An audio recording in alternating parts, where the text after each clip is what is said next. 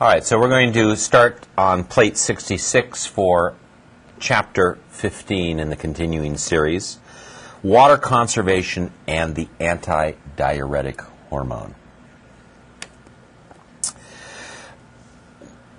Talk about regulation of water and of salts. We talk about it globally as osmoregulation. Water is really important. 67% of our body is water. But we regulate not only fluid, the amount of fluid, but the concentrations of solutes within that fluid. So you can actually have plenty of fluid, but if you don't have adequate amounts of solute, you're going to be in trouble. So the body, like glucose, blood pressure, pH, we regulate fluid concentrations. And part of that regulation occurs within the anatomic confines of the kidney. I want to kind of review some terms for you.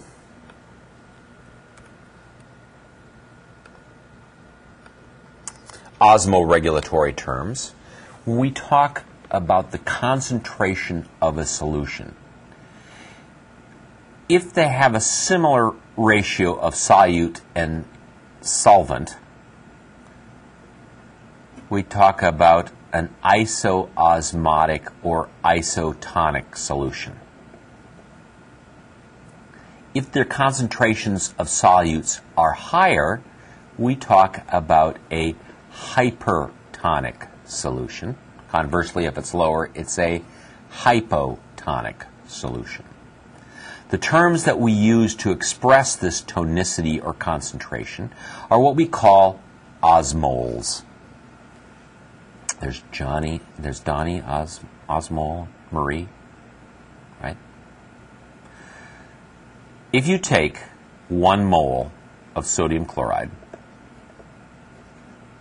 and you dissolve it, that produces 1 mole of sodium ions and 1 mole of chloride ions. They're different size ions, but they still have a requirement for hydration. They both have an influence on water regulation. As such, we talk about the osmotic concentration. So a 1 molar sodium chloride solution is a 2 osmolar solution, because you have 2 moles of osmotically active particles. We can use it to express concentration. The osmotic concentration of distilled water is 0.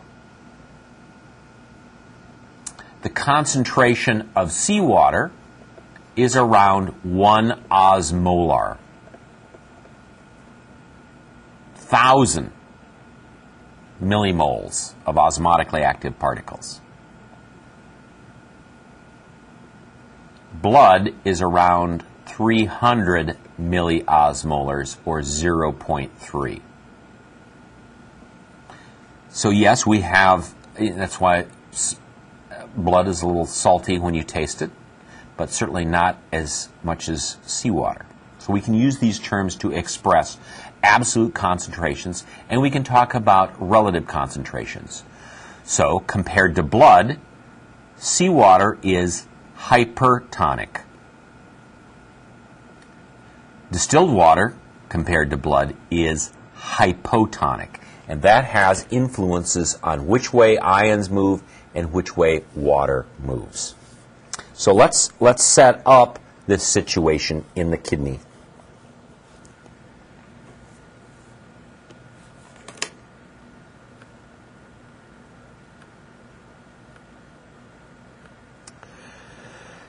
In the upper right diagram,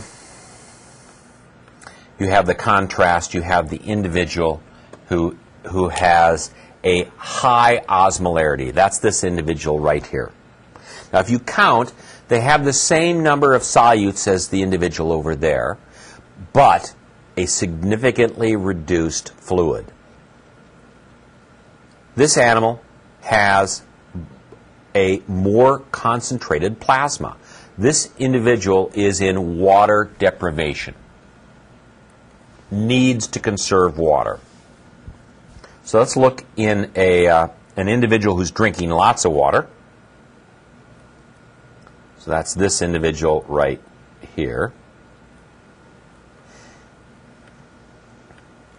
This is a low osmolality, low osmotic situation. So what do we see in the kidney tubules? Here is the Bowman's capsule. Fluid moves across this without regard to concentration. That means that fluid that's entering into the proximal tubule is isotonic, same concentration as blood. It flows down through the loop of Henle, which is characterized by a concentration.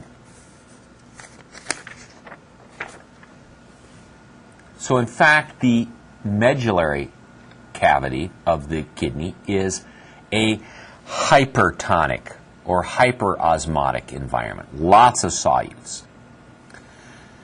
That means as the fluid comes down through the descending limb of the loop of Henle, water is drawn into this hypertonic solution.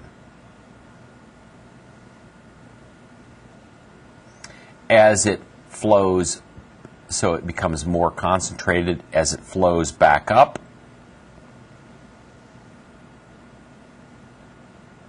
Water flows out, so it becomes a hypotonic solution.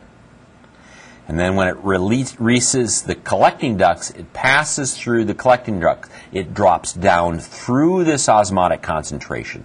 But because it's impermeable to water, no water is pulled out. So you see water coming out of these. This is a way of getting rid of excess fluid. What happens then when you need to conserve fluid?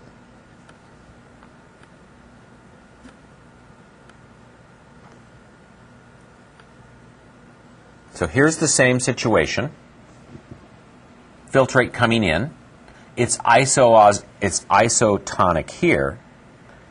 But what do we have? We have a more concentrated environment. So it's still hypertonic, but there's even more particles. The fluid that drops down through this becomes more concentrated. As it comes back up, it becomes less concentrated, and it's hypotonic when it's in the distal tubule. But now the big change comes as it drops down through the collecting ducts. In the presence of ADH, antidiuretic hormone, the permeability of this cell is increased, and it's increased to water, so that water then flows out in response to this hypertonic environment. Water moves out, the salts still remain in the collecting duct. The net effect is, as this fluid drops through, it becomes more and more concentrated. It becomes hypertonic. Key to this is the presence of the loop of Henle. Animals that are in a very aqueous environment, amphibians, are characterized by kidneys with indistinct or non-existent loop of Henle's. They don't show this hypertonic concentration gradient. Now, they still have ADH, and in the presence of ADH, water isn't reabsorbed, so in fact, they produce a urine that is incredibly dilute. Now, what happens when you moved onto land, when you became terrestrial? You became exposed to a water deprivation environment. And with that, the importance of ADH became more important. Frogs have ADH, but they can't produce a concentrated urine. What they needed to do in order to be successful in conserving water is create an osmotic gradient. Do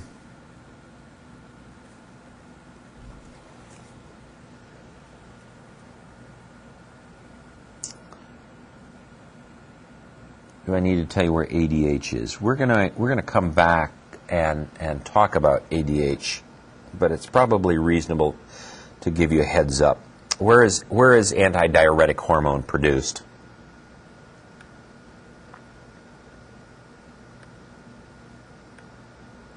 So I'm going to introduce you to the posterior pituitary.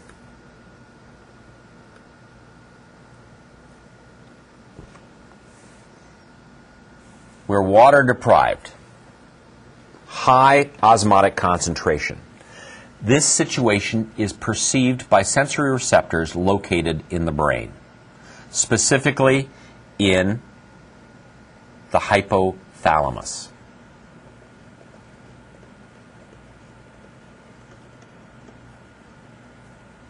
These sensory receptors then stimulate the release of antidiuretic hormone from the posterior pituitary.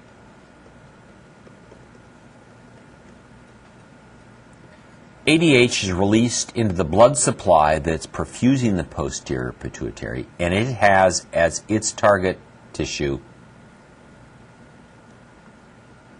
kidneys, where it makes the walls of the tubule permeable to water.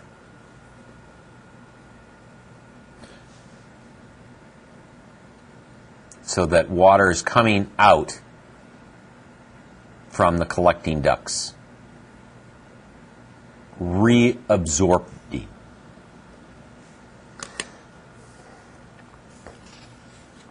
How do we set up that concentration gradient?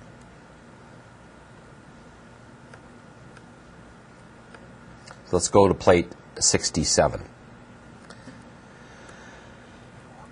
The loop of Henle is critically involved in it. We know, comparative physiologists knew that animals that lacked a loop of Henle were unable to produce concentrated urine. That is, they always produced a very dilute urine.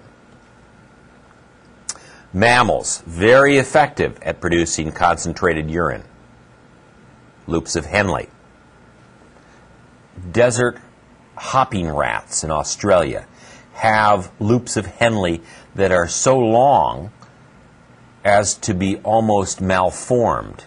You look at a kidney of these animals, there's a pouch that sticks out that in fact is composed of these very, very long loops of Henle. They are able to produce exceedingly high concentrated urine. Again, you don't have to remember these numbers, but they help somewhat in the in talking about how these concentration gradients are generated. So if we assume that blood is 300 milliosmoles, then a solution that is 300 milliosmoles is isotonic or isoosmotic. Urine produced by humans is up in the neighborhood of 1,200 milliosmolars. So a little bit more concentrated than seawater. 9,000 in these hopping mice. 9,000 milliosmoles, 9 times the concentration of seawater. So one of the reasons why these animals don't need to drink. They are so effective at conserving water that they don't need to consume it. They have long loops of Henle and they have ADH. The original studies were done with micropuncture technique. Little physiologists taking little tiny pipettes, sticking it into the kidneys, and measuring the concentration. And what they found in the cortex was a relatively isotonic environment. This environment up here is all around 300 milliosmoles. That explains why filtrate whiz isotonic. It's not until you come to this loop of Henle that you generate this concentration gradient. So we have a descending limb, a limb that drops down into the medulla of the kidney, so there's the descending limb, and an ascending limb. And what's neat about this ascending limb is its relative impermeability to water. So that was key. That was something I didn't explain in the last plate, is modulation of water permeability in this. So where does the concentration gradient come from? You can establish a concentration gradient if you make this ascending limb relatively impermeable to water and you put in pumps. And that's what these little figures are active sodium pumps. Now, there's some argument whether it's chloride or sodium. I think the current belief is these are chloride pumps. Sodium follows passively to maintain electrical neutrality. The important thing is that you have pumps that take ions and move them out of the ascending limb. If you make that relatively impermeable, so water doesn't follow, if you continue to take ions out, it will continue to get less and less concentrated. What happens to these ions? These ions go into the interstitial space and now flow passively into the descending limb. So as the fluid in the descending limb goes through the medulla, it continually gets higher and higher concentrations of salts, up to some maximal amount. So here that you see it's coming in at 300, picks up, it goes to 500 to 700, and finally when it's down at the bottom, it's at 1200. So very, very concentrated. Well, at 1200, it starts coming back. These pumps are taking ions out, not allowing water to follow. So by the time you get up to the distal tubule, it's either isotonic or in many cases, hypotonic. So, I mean, if it's isoosmotic, you've done a lot of pumping for what reason? Why bother about that? What you are doing is you are setting up in the interstitial fluid a tremendous concentration gradient. This is what we call the countercurrent multiplier. Countercurrent because in order for this to work, the fluid must flow in a counter direction down the descending limb and up the ascending limb. So they're flowing in counter directions. Multiplier because of this generation of this concentration gradient. The establishment of that concentration gradient allows you then to change the permeability of the collecting duct and take advantage of this concentration gradient. With no ADH present, the collecting ducts are totally impermeable.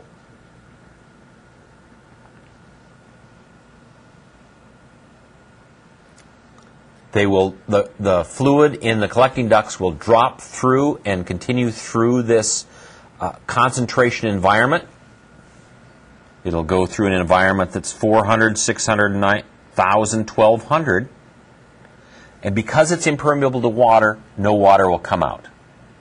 If you need to conserve that water, however, in the presence of ADH, water will move out of the collecting ducts, just as it does here, into the interstitial fluid, producing a concentrated urine.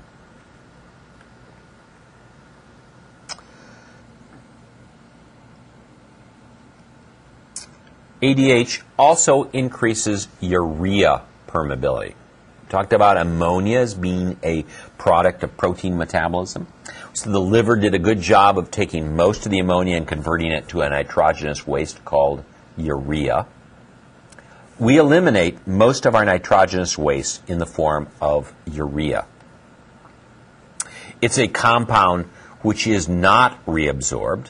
It's a compound which can be secreted by the distal distal nephron tubules, and you want to get rid of it. Elevations of urea, blood urea nitrogen, can produce central nervous system disorders, function, and can kill you. So you want to get rid of urea. You can also take advantage of the fact that in a very concentrated environment, ADH increases the permeability of the collecting ducts to urea, and a process called urea trapping. And you see that down in this diagram right here. So those are the little dark urea molecules. You need to conserve water. You're using this countercurrent multiplier. It works on sodium and chloride, but if you can take advantage of having some concentrated urea and allow the urea to move in, it will come out in a concentration. It will diffuse out as well as the water. And so in this process of what's called urea trapping, urea moves out of the collecting duct. What does it take with it? It brings with it water. So not only does ADH increase the permeability to water, which sees this concentration gradient of sodium and chloride, it also follows the urea out. And these two mechanisms work in conjunction in those times of water deprivation. So we've just been talking about the nephron. What about the blood supply? We've talked about water reabsorption. Where does it go? You need to have both a countercurrent multiplier and a mechanism to pick up that material. So let's go to plate 68.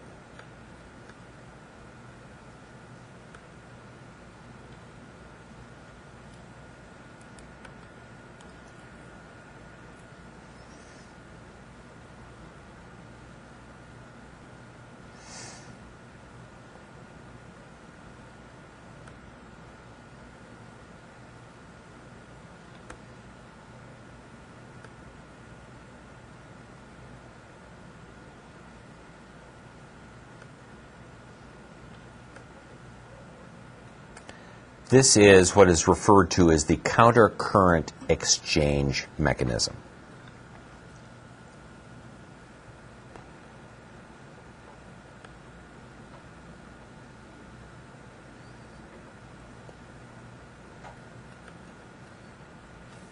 Let's refresh our anatomical memory.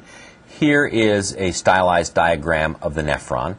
There's the glomerulus, the proximal tubule, loop of Henle coming back up, distal tubule, and the collecting ducts.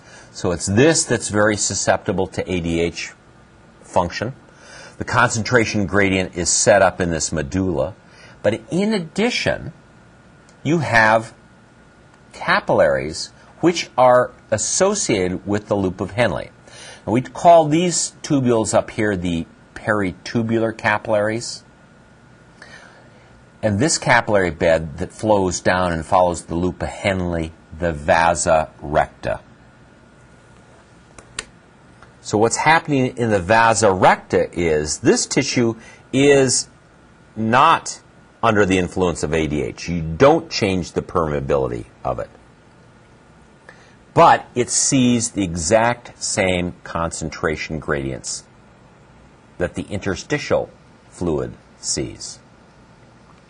So remember, the pumps in the ascending limb are pumping sodium and chloride out into the interstitial fluid, increasing the concentration gradient as the tubes dip down. Well, that's reflected in these concentration gradients right here.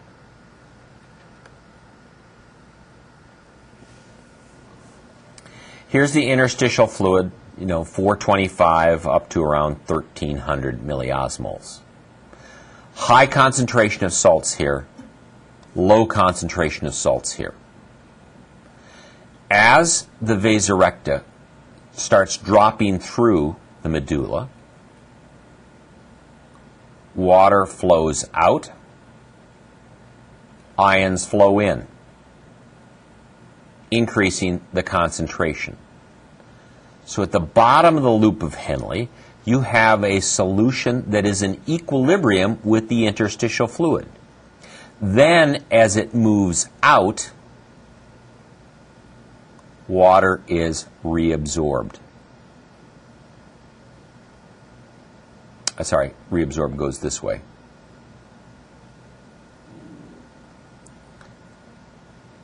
Shows that 300 milliosmoles coming in, 350 leaving out. Where is it picking up? See, this exchange is going right across. Hence the term a exchanger. Countercurrent because they flow in the opposite direction. So by having the capillary bend back on itself, you can accommodate this exchange in fluid. This diagram shows you if you just had a straight through shot, what would happen is because this is permeable to both water and salts, it would wash away the gradient. So in order to establish a concentration gradient, you must have a countercurrent multiplier. You've got to have something that pumps the ion, and you've got to have a vascular system which is sensitive to that and flows back on itself.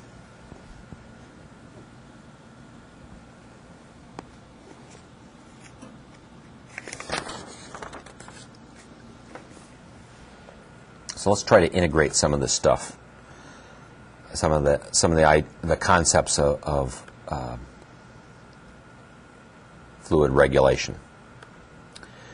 And I want to first address some of the importance of water, right? When we talk about what's the primary component of the body, your answer should always be water. And I think these are good numbers. These numbers are classic across mammal species. Total body water is around 60% of your body weight. So for a 100 kilo individual, that's 60 kilos of water. Of that, the majority of the water is contained within cells. So 40% of it is extracellular. 40% is intracellular. That would be within the cell. 20% is extracellular, or outside. When we say outside of the cell, that includes interstitial fluid and fluid in the vascular channels. A good number to know for blood volume is that about 8% of your body weight is blood. That means interstitial fluid is about 12%. So if you take 8 plus 12, that equals 20, or the extracellular. These volumes are all in equilibrium. Regulation of these volumes is critically important to your health. We talked about loss of blood pressure, hemorrhage, blood loss and shock, inadequate amounts of extracellular fluid. So generally when we're dealing with a critical emergency, a medical emergency, and we have an individual with low blood pressure, we need to get that blood pressure back up. So that means infusion of fluid back in.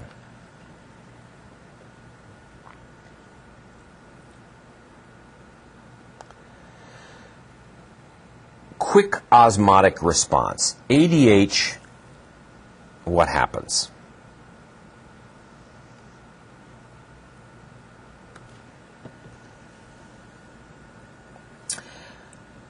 There is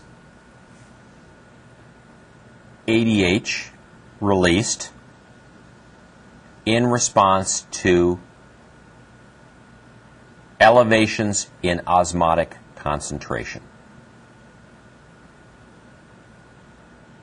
We talked about osmotic concentrations being a function of both water and salt, and I've kind of been giving you the example of if you're not drinking adequate amounts and you have a decreased amount of fluid, ADH is secreted. It also is a function of salt concentrations. This example uses excess salt intake. So if you take in lots of salt, that's going to increase the osmotic concentration of your fluid compartment. Remember, the other example was a decrease in this volume, this total volume. Now we have the same volume, but we have more salts. The osmoreceptors in the hypothalamus are sensitive to that, so in fact, ADH is secreted. So the immediate response is a reduction in urine output. You've got an excess salt load, so you tend to retain water. And this is underlying some of the basic mechanisms for hypertension.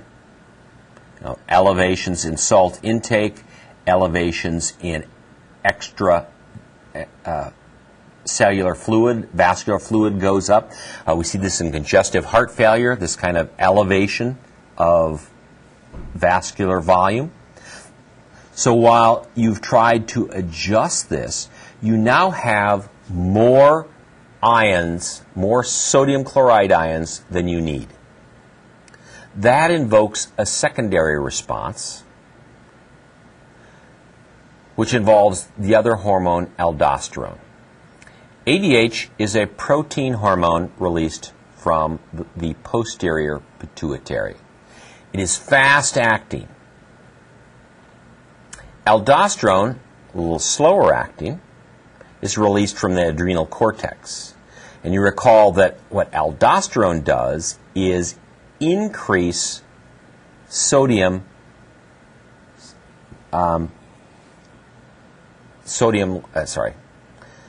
volume response is a decrease in aldosterone. You remember that aldosterone elevates or increases the amount of sodium reabsorption.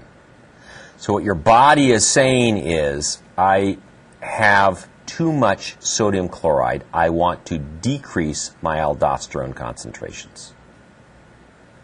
So a decrease in aldosterone decreases the amount of sodium reabsorption, and consequently, more sodium is excreted. What follows sodium?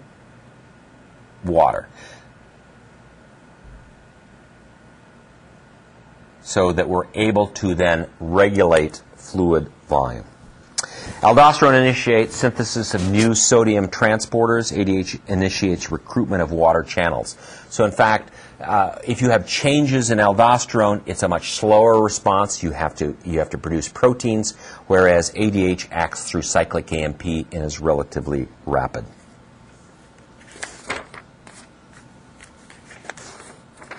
Regulation of extracellular volume.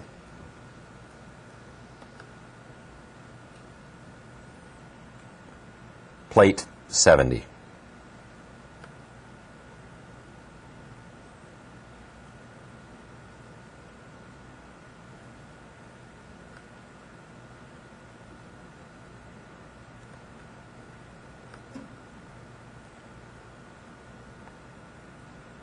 So we get some very nice clinical examples here. They've got really great figures for us. This is the excess loss of fluid. So here what you see is an individual with either excess fluid loss from the oral cavity or excess fluid loss from the posterior GI tract. So vomiting and diarrhea pose some of the most critical medical demands in both small and large animal. If you're unable to correct that fluid loss, you're going to be in trouble long before any bacteria is going to kill those individuals. So what do we see? A decrease in extracellular volume. At rest, the main reservoir for blood is in the venous side. The venous side is supplying blood to the right atrium. And in the atrium, we have pressor receptors. Atrial natriuretic peptide ANPs are involved in regulation. We have aortic pressure receptors, carotid and aortic bodies. So a decrease in vascular volume leads to a increase activity of the aortic pressure receptors and decreases in ANP. So what happens then is those pressure receptors are going to modulate the sympathetic nervous system. So it's being sensed by this. The output from the brain is going to go and modify renal sympathetic nerves to produce decreases in filtration. So we decrease the pressures in the glomerular capillaries. We decrease the pressures in the peritubular capillaries. What's that going to do? Decreased filtration pressures is going to favor reabsorption. So we've started the process by changing blood flow to the kidney, changing GFR, and changing the magnitude of filtration and reabsorption. We are going to save fluid and favor reabsorption. The sympathetic nerves are going to act also to produce a vasoconstriction to try to elevate blood pressure and maintain it normally. Remember the hormones. Renin. Hormone renin is produced by the kidneys. In response to this decrease in blood flow, modulated by the sympathetic nervous system, the juxtaglomerular cells say, hey, we've got problems. We don't have adequate amounts of fluid. We're going to release renin. Renin goes into circulation where it combines with angiotensinogen, a hormone produced by the liver. Angiotensinogen is an inactive protein. It is converted to angiotensin 1 and further converted to 2 and 3 by a converting enzyme in the lungs, not indicated in your notes here. It is angiotensin 2, that has a profound effect on the release of aldosterone on the adrenals. Recall that angiotensin is also a vasoconstrictor, right? Angiotensin. So not only is it vasoconstricting, it's going back to modulate flow and save that blood for the tissue that needs it, but it also acts on the adrenals to release aldosterone. Aldosterone goes back to the distal tubules where it facilitates sodium and hence water reabsorption. ADH is released by the hypothalamus, in sensing the hypothalamus, released by the posterior pituitary in a decreased vascular response. So what is that going to do? That's going to go to the kidney and facilitate water reabsorption. So you have all of these processes that come into play with the intent of maintaining normal fluid balance. If you are unable to keep up with that fluid balance, you are going to become dehydrated. You are going to lose vascular pressure, blood pressure will drop, and death will ensue. So we see individuals coming in into a clinical situation that have been either vomiting or diarrhea. It's been uncontrolled. They have not been able to keep up with the water environment. We need to correct that, both that water and the salt. So we talk about replacement therapy. These individuals need IV fluids, whether it be sodium chloride, lactated ringers, or some of the other commercial. You need to get fluids back into these individuals. You need to pump this system back up and correct. But you see that your body is really focused and orchestrated on maintenance of normal fluid balance.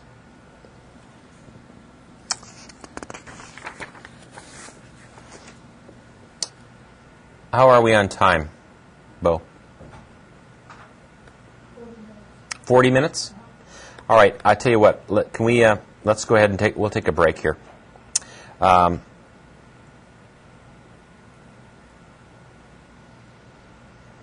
need to, this is lecture 15, right?